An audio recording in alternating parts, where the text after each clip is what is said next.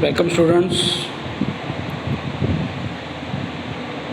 Today we will study about the pin diagram of 8085. In the previous lecture we discussed about the block diagram of 8085, its general features. In the today lecture we will learn about 8085 pin description. Let's start. Students, in the PPT you can see the pin diagram of 8085. 8085, it is a 40 pin IC having two crystal inputs.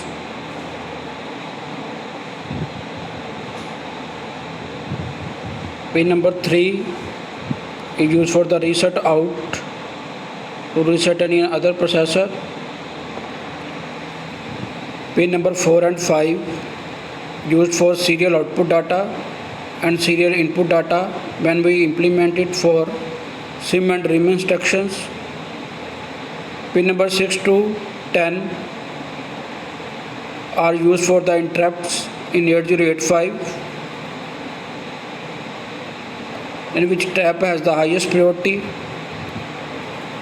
among others interrupts. Pin number 10 and 11 is used for the interrupt request and interrupt acknowledge.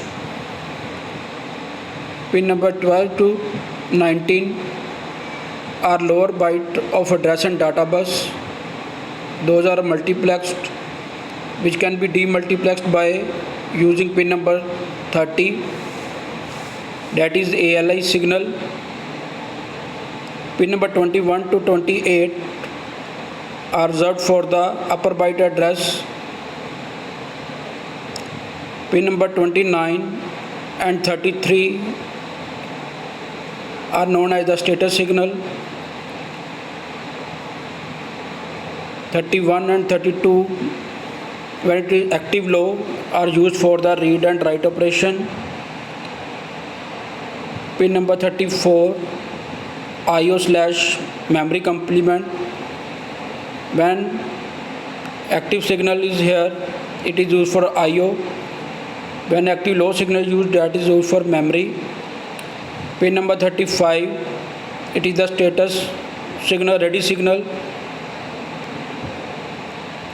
Pin number 37, to clock out the another processor by the 8085. Pin number 38 and 39. Pin number 39 is the hold. It is the request signal, and HLDA is for the hold acknowledgement. These pins are used when we communicating with peripheral device, especially when we use for the 8257 DMA controller, VCC. Pin number 40 is for power supply. Now some important pin descriptions are here. As we discussed earlier, AD node A to 7 multiplex address and data line, A8 to 815 higher order address line. ALE, address latch enable, is an output signal. It goes high when operation is started by processor. So as we earlier discussed, S0 and S1, these are the status signal to indicate the type of operation. Similarly, read and write operation work on when it is the active low. Ready, this is an output signal used to check the status of the output device. If it is low, microprocessor will wait until it is high. Another about our interrupt trap RST 5.5, 6.5 and 7.5. In these interrupt is the non-maskable interrupt. Other interrupts are the maskable interrupts. INTR and INTA. INTR is interrupt request signal. When microprocessor receive request signal, it generate INT, interrupt acknowledge signal. Next is IO slash memory complement. This is an output pin or signal used to indicate whether 8085 is working in IO mode or for memory mode. Next, hold and HLDA. Hold is an input signal. When microprocessor receive hold signal, it complete current machine cycle and stop execution.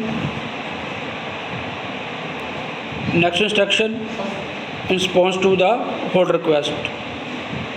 Next, reset in. Input signal when reset in is low, microprocessor restart and start execution from the starting location. SID, serial input data pin, is used to accept serial 1-bit data. X1 and X2 are the clock input signal.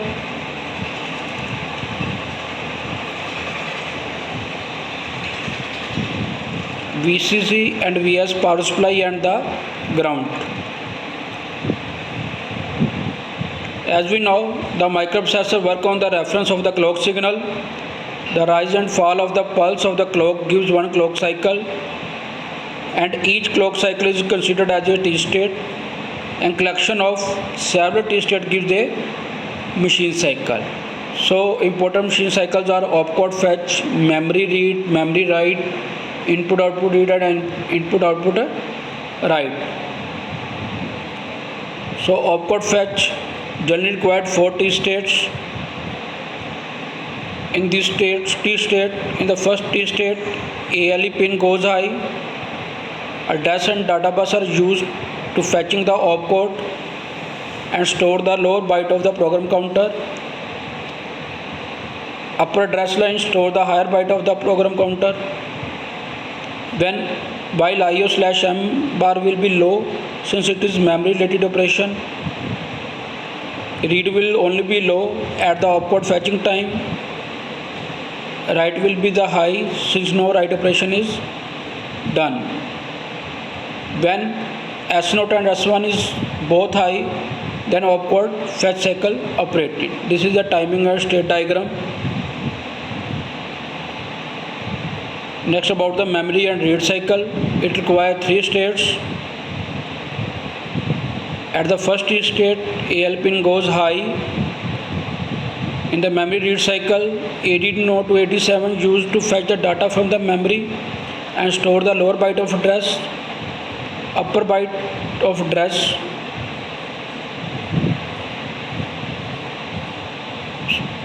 store the higher byte of address, while the IO slash memory will be low since it is memory related operation. When read operation will work when it will be only low. Write operation when will be at a high level.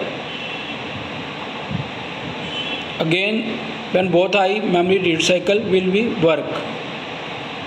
Next, timing state diagram explanation of the memory write cycle. It is basically require 3 T states from T1 to T3. Again, address latch enable goes high for the first T state. In this case, 80 to 87 used to fetch the data from the CPU and store the lower byte of address. A8 to 815 store the higher byte of address. For the IO slash memory signal, it will be low since it is memory related operation. RD slash will be high since no read operation is not done. Write will be low when the data fetching is done. S1 and S0 is equal to 1 and 0. That condition is for the memory write signal. The next feature is about the memory interfacing. Interfacing means how to communicate with the another processor. Generally, microprocessor can dash 64 KB of memory. EEPROMs are used as program memory and RAM as data memory. We can interface multiple RAM and EEPROM to single microprocessor. It can include 3 steps: select the chip, identify register, enable appropriate buffer.